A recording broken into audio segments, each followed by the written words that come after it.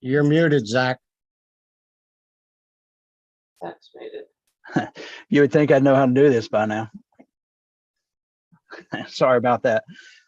All right, good afternoon, everyone. This is Zach Myers, the Center for Dairy Excellence. I thank you for taking the time to join us today on this month's Protecting Your Profits call. My goal today, like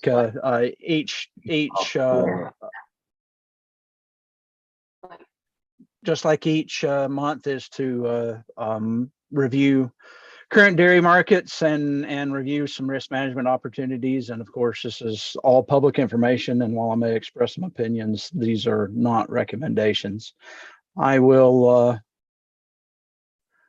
monitor the chat box. If you have any questions, go ahead and put them in the chat box at any time. I'll probably wait and answer those till after we're done, but also there should be time for Q&A afterwards if you want to unmute yourself and ask any questions. But with that, we'll just we'll go ahead and move into it. So just a quick agenda of what we're going to go over today. Current market information, then we'll take a look at how June exports did, and then dairy margin coverage and dairy revenue protection risk management opportunities. At 19.14 billion pounds, U.S. milk production was up a slight 0.2% compared to July. U.S. cow numbers were down year over year for the 10th month in a row to 9.414 million head, but this is 1,000 head more than the July 2022 revised number released in the last milk production report. Milk production per cow was up about 1% at 2,033 pounds per month per cow compared to last year. This is equivalent to about 75.5 pounds per lactating cow per day, or about 0.7 of a pound more this past July than the previous July 2021.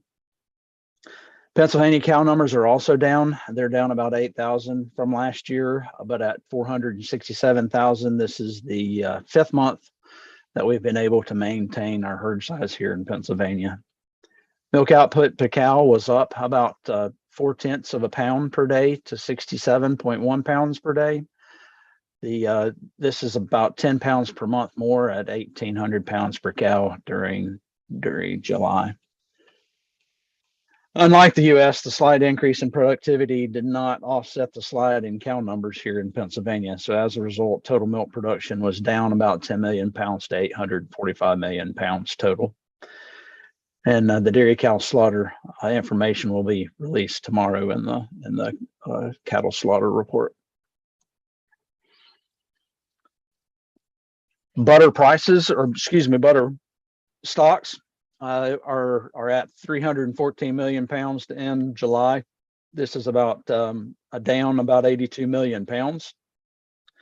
Cheese stocks are up about 73 million pounds to 1.52 billion pounds.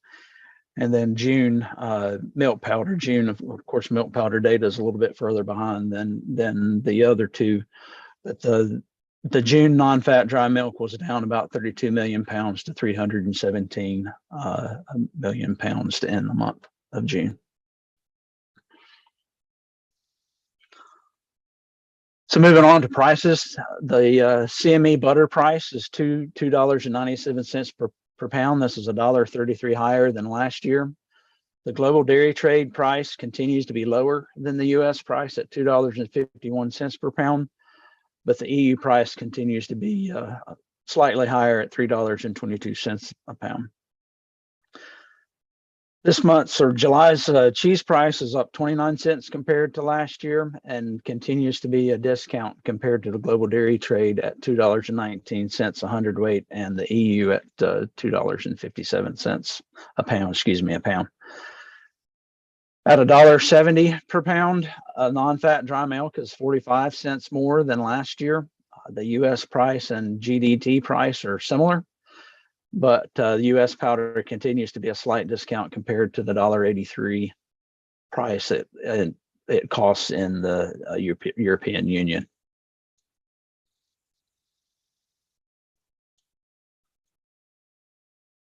Right now, moving on to Production, June butter production was basically flat, up just 0.1%, or 179,000 pounds compared to last June.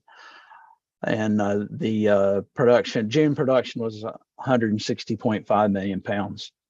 June cheese production was up about 3%, or 36 million pounds to 1.16 billion pounds. And then finally, June powder production was down over 9%, or about 17 million pounds compared to last year, to 170 million pounds. The lack of production growth is a key contributor to powder production being down. Of course, with less surplus milk, there's less available to go into non-fat dry milk and skim milk powders.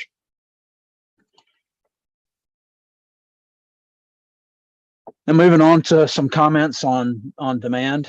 Butter disappearance was down 5% during June, to 158 million pounds due to decreased domestic use that overwhelmed a 59% increase in exports. Of course, we use a lot more butter in the States than we export, so it doesn't take a big decrease in domestic disappearance to overwhelm increases in exports currently. At 475 million pounds, American cheese disappearance was down a slight, a little more than 0.5% because of a large decrease in domestic use that overwhelmed a 73% increase in exports. Again, we use, on the American cheese size, we and other cheese size, we use a lot more here in the States than we export. For other style cheese at 718 million pounds, disappearance was up over 2%, and this was driven by increases in both domestic use and exports. As a result, total cheese disappearance was up 1% to 1.19 billion pounds total. Milk powder disappearance was up 11% to 216 million pounds, driven primarily by a 27 million pound excuse me, I said up. It's down 11% to 216 million pounds. This is driven primarily by a 27 million pound decrease in exports that easily offset a 1.5 million pound increase in domestic use. So unlike butter and cheese, we export more powder than we use domestically. So the decrease in exports certainly pulled things down. Moving on to milk price, the class 3 and milk futures for the next 12 months were down $2.80 compared to last month. Actually, it's I've got the wrong information here, but as we'll just look at the graph here since my notes are wrong. But the class 3 and class 3 price, actually, or class 4, the green line, milk price is supposed to peak this month and then decline steadily down to closer to $20 by next year, the summer of next year. And then, as you can see there, the blue line is class 3, and so right now it's hovering around $20, a little more than $20, would peak closer to $22 in November and December before falling back again to the $20 range into next year and into the summer. And as you can see, our current class 3 and class 4 prices are still well above the current 5-year averages.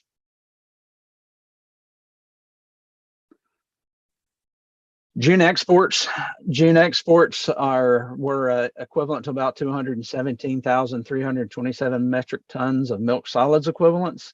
This is up 9% year over year, which is a pretty big jump. It was up. This is, I guess, June was the second month it's been up this year, or third month. May was up slightly, 1 or 2%, and then or April was, and then May was up 5% year over year, and then June took a pretty big step forward and went 9%. Up year over year. Cheese exports jumped 31% year over year. This is in addition to a 31% jump last month. Non-fat dry milk and skim milk powder continues to be the only major category to post a year over year decline. Like last month, product availability was blamed for lack of growth and not reduced in demand. So as I mentioned in the on the non-fat dry milk production, there's just not as much surplus milk available to go into those powder products. So the availability is not there, even though demand for powder remains relatively strong. And one last note on export: ocean freight continues to improve on the West Coast.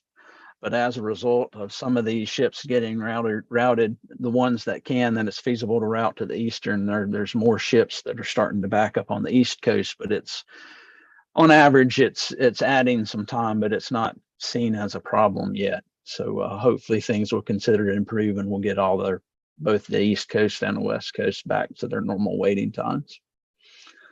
June exports were valued at 886 million pounds, and this is up 26% year over year. So even though some of the months this year we've had decreases in volume, every month this year so far, the value has increased. And of course, that's a function of two different things. Of course, the milk price this year is higher than it was last year is a big thing. And then we're also exporting additional volumes of higher valued products like cheese and butter versus the powder. That's a cheaper export product relative to the others. Now moving on to risk management, the June dairy margin coverage margin was announced as 11.92 a hundredweight. Of course, this doesn't trigger an indemnity at any of the margin coverages. The July margin will be available next Tuesday after 3 o'clock when the ag prices report is released. So this is a look at the DMC projections per the DMC decision tool updated on Monday. This is different from the slide that I sent out. If you're following along your slides, I went ahead and updated that since I had some new data and time to do it. DMC has started projecting some payments later this year with the recent milk price downturn, and of course feed prices staying relatively high. The indemnity projected so far nearly covers the premium cost at the maximum 950 margin coverage. There was decent increases across the board yesterday, and this projection does not account for that since it's the day before. The DMC decision tool isn't updated quite every day, so it doesn't reflect that the uptick in the markets as of yesterday.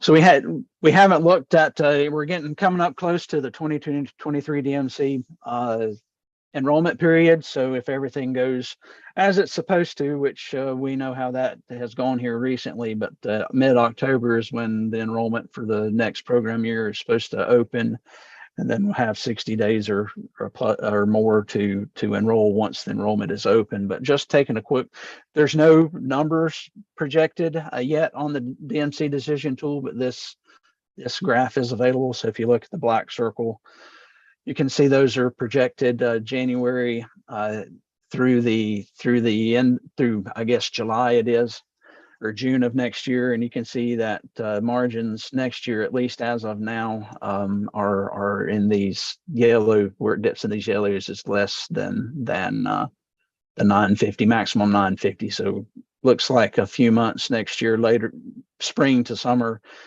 that the markets may be such that DMC is starting to trigger payments again next year. So not too early to start considering what you want to do, or have some thoughts about what you want to do once the enrollment period is opened here in a couple of months, hopefully. So moving on to dairy revenue protection. Again, these prices are based on August 23rd closing prices. So again, this is an updated version of what I sent out in the slide, since I had Friday when Monday, when I put the slide deck together, Friday was the last available policies with milk production report and cold storage report released on Monday. Policies weren't available, so I wanted to get more updated information to you for the webinar. But So based on yesterday's closing prices, which again, some decent increases in class 3 and class 4 yesterday, that made it so that 100% class 3, 95% price protected floors could be set from a low of about $18.58 in the fourth quarter next year to a high of $20.13 in quarter 1 of this year, for an average price of about 40 cents per hundredweight. On the class 4 side, the 100% class 4, 95% price protected floors can be set $18 for a low of $18 per hundredweight and $18.02 per hundredweight in the fourth quarter of next year, up to $22 in the fourth quarter of this year, which if you looked at my slides, this is about a little, it's over a $1 jump in the quarterly price protected floor based on just what happened yesterday in the market. So the class 3 and class 4 floor prices I just reported again represent the decent jump in milk prices seen yesterday. This may provide some opportunity, this week may provide some opportunity to layer in some higher DRP price floors with what the market is currently doing. However, I did check about an hour ago, I did check what class 3 and class 4 were doing in the close-up months. We're down 5 or 10 to as much as around 20 cents a hundredweight, but the further out months were up to 5 to 20 cents. So what's being lost in the close-up months, at least an hour or so ago, is being made up in the further out months. So just some statistics on how much milk is enrolled in dairy revenue protection for the 2022 crop year. 53 billion pounds of milk were covered by almost 2,700 policies, with none of those policies indemnified as of now. In Pennsylvania, at 603 million pounds and 130 policies. And then the crop year 2023, which began in July, so far 4.6 billion pounds of milk have been covered in the US with nearly 600 policies, and then 111 million pounds of milk covered in Pennsylvania by 32 policies. So just like to take that's the last of the information, the market information. I would take I'd like to take a moment to invite you to join us on September 14th at the Sheraton Harrisburg Hershey Hotel for the 13th annual Dairy Financial and Risk Management Conference. We have a good lineup of speakers and panelists going to be there. Betty Burning of Betty Burning Consulting and an analyst for the Daily Dairy Report will provide a 2022-2023 dairy market outlook or highlights, and then an outlook for next year. Pennsylvania dairy farmers Greta Hallahan, Donnie Barch, and Jared Kurtz will talk about how they have used outside advisors and center resources to help them make and meet their dairy and family business goals. Wayne Brubaker with MSC Business Services, Mike Osterman with Horizon Farm Credit, and I will talk about a performance indicators project that's similar to a benchmarking project that we were starting here in Pennsylvania, and we'll report preliminary data that we've got since beginning that project. Then the last speakers of the day will be Tim Beck and Randy Roseman with Penn State Dairy Extension. They will talk about feed costs, production costs, and what it costs to grow feed for dairy farmers, and then some feed management considerations to think about on how and when to feed cows. So for more information and to register, you can visit our webpage at centerfordairyexcellence.org. Scroll down to upcoming events and click on the conference information registration link. We'd be happy to see you there if it fits into your schedule and you'd like to come. And with that, the next Protecting Your Profits webinar will be next month, September 28th, 2022 at noon. Please join me then as we review August information, and we'll go from there. So are there any questions? I don't see any in the chat box. And if you do have any and would like to unmute yourself, feel welcome to do that. But in the meantime, while you're thinking of that, and as I say some last comments here, Remember that these webinars are recorded, and the link to the recording will be made available on our PYP website within 24 hours. The audio file of the webinar is also published as a podcast, and that will also be available within 24 hours on our Protecting Your Profits website, or Spotify, Amazon, or Apple Podcasts. Of course, you on any of those streaming platforms, you can subscribe to the podcast and get reminders of when there's new episodes available.